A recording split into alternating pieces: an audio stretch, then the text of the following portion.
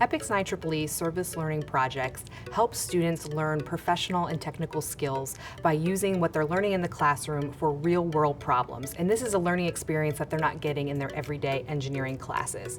We talk to students and we hear that they're learning things like teamwork, time management, leadership, and they're also learning empathy. And this is especially true through our Access and Abilities competition, where these students are working with caregivers, individuals with disabilities, to really understand what their needs are so that they can implement that in their engineering and make sure that their solutions can be used by those end users.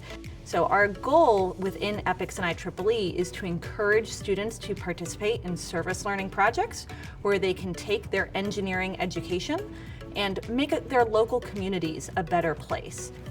The Access and Abilities competition was a great way to bring together the EPICS and IEEE community, including our student teams and their community partners, and the overall IEEE community.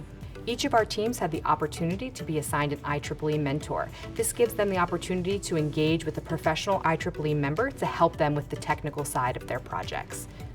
We started the competition by securing funding through the John C. Tanzer Memorial Fund through the IEEE Foundation. We had the fortune of having an IEEE senior member by the name of John Tanzer, who passed away, include the IEEE Foundation in his estate plan.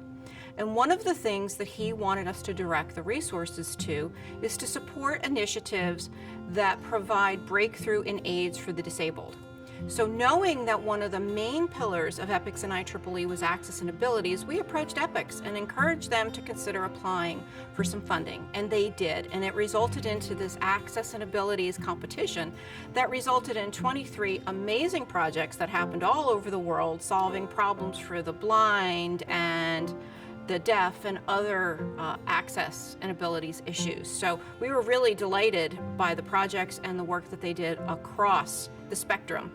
By securing funding, this allowed us the opportunity to advertise to students, young professionals, and IEEE members around the world for projects in this area. And so we did a call on through email, through social media, through lots of the IEEE newsletters to really let the students know about this opportunity for engagement.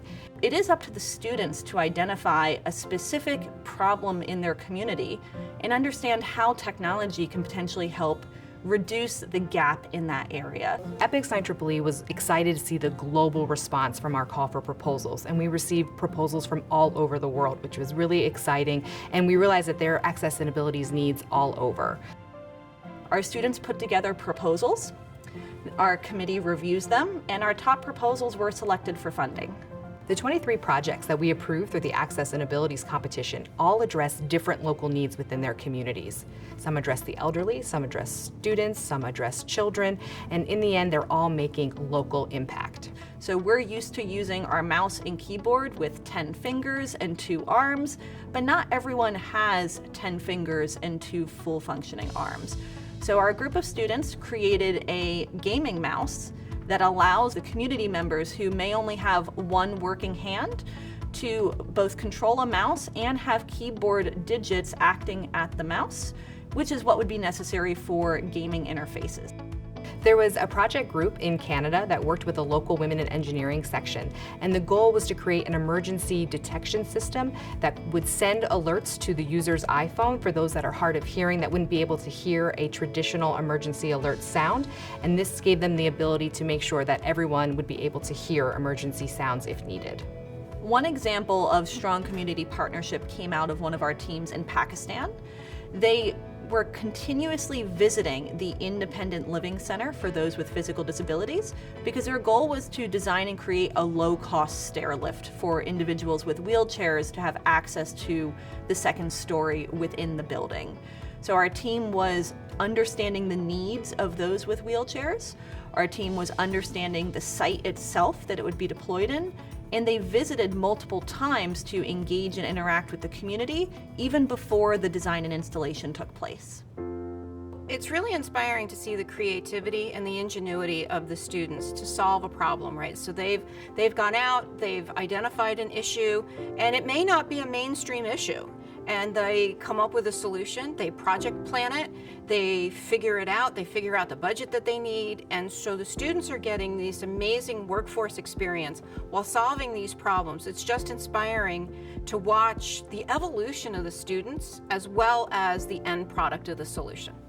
We're really excited that the projects that were funded through the Access and Abilities competition are coming to a close. Many of them have submitted their final reports, but we'll be looking at long-term assessment by checking in with the teams and the communities at the 1-year and 3-year follow-up marks. We're excited to see the impact that these projects continue to have in the community.